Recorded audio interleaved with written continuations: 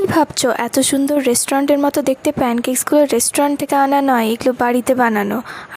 আর আমিও এই রেসিপিটা ইনস্টাগ্রামে দেখেছিলাম, তো ভাবলাম ট্রাই করে নিই। তো ফার্স্টে একটা ডিম নিয়ে তার মধ্যে অল্প সামান্য নুন নিয়ে আর 3 চামচ আমি চিনি নিয়ে নিয়েছি, আর একটু অয়েল, আর এখানে হাফ কাপ দুধ নিয়ে নিয়েছি।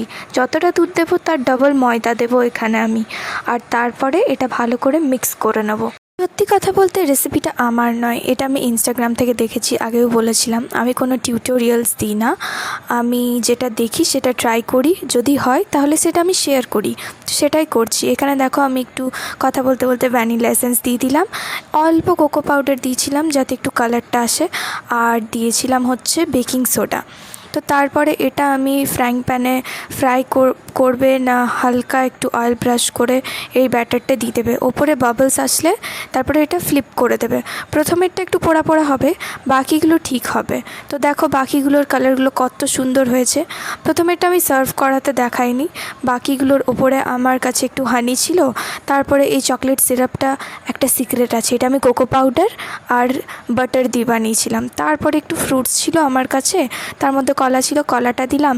আর আমার কাছে ব্ল্যাকবেরি ছিল না, তাই ব্ল্যাক গ্রেপসগুলোকে আমি সোক করে পরে এটার ওপর দিয়েছিলাম। তো বলো তোমাদের কেমন লাগলো?